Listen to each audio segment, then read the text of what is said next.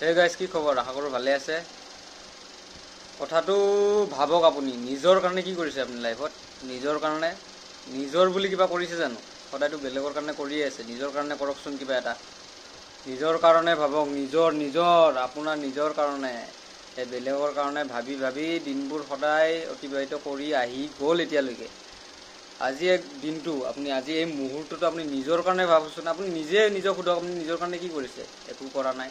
প্ৰত্যেকটো দিনে প্ৰত্যেকটো মুহূৰ্ত আপুনি বেলেগৰ কাৰণেহে কৰি আহিছে। বেলেগে সুখী থাকক, বেলেগকহে আপুনি হহুৱাবলৈ, বেলেগক দেখুৱাবলৈ, বেলেগক পৰা মানি চলিবলৈ বা বেলেগৰ কথাটো শুনিবলৈ সেই বেলেগৰ কাৰণে কৰি আছে।